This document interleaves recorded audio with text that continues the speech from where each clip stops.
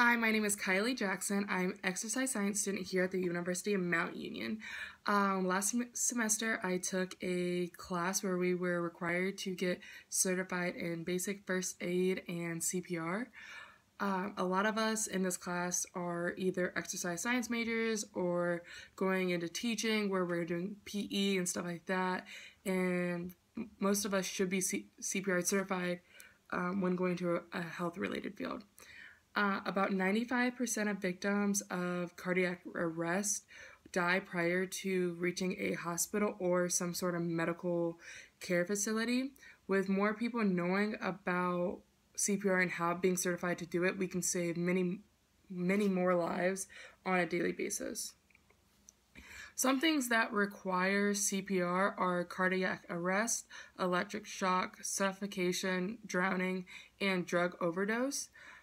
There is a difference between cardiac arrest and a heart attack. Cardiac arrest is when the heart malfunctions and stops beating unexpectedly immediately, and using some sort of electrical shock can get the heart beating again. But a heart attack is when blood flow is blocked to the heart, and starting CPR or using AED cannot start the heart back up. About 32% of people that go into cardiac arrest get CPR from a bystander. So I'm going to go into how to do CPR. This presentation does not make anybody certified in CPR if they are not already. The first step when you see someone on the ground is to check the scene and the person. By checking the scene, you should make sure that there is nothing dangerous that will stop you from continuing CPR or whatever you're doing to help the person. Make sure the person is secure. You should ask them if they are okay if they're able to respond.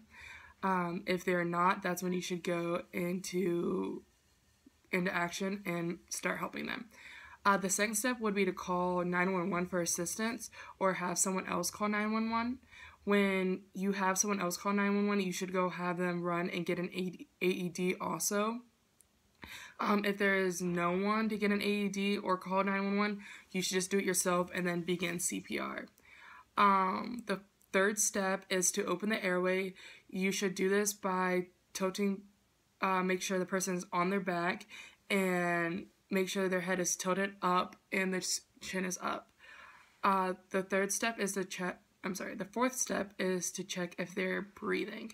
You should get down low enough where you're pretty much your head is right above theirs. You should look across their chest and see if you can see the chest moving or not. If there is no breathing, then you begin CPR. Not only should you check to see if their chest is moving or if you can hear some sort of wheezing, like there might be something stuck in their throat or something like that.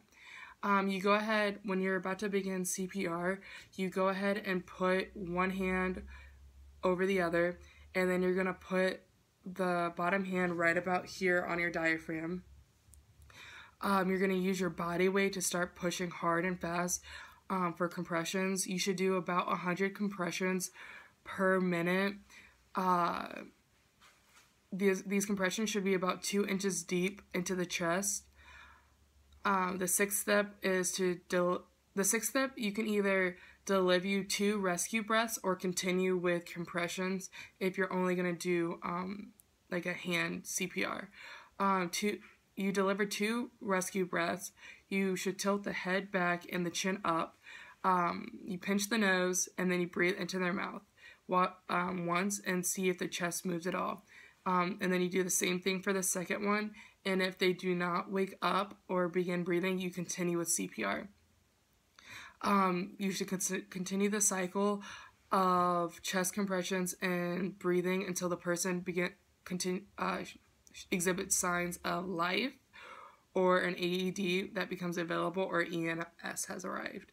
An AED is kind of like it's a package, and when you pull it out, they'll have 2 pads. You put one on the side and then one on their chest, and it gives them an electric shock, so you don't have to worry about doing CPR the entire time because it can be very tiring. Those are the steps of how to give someone CPR.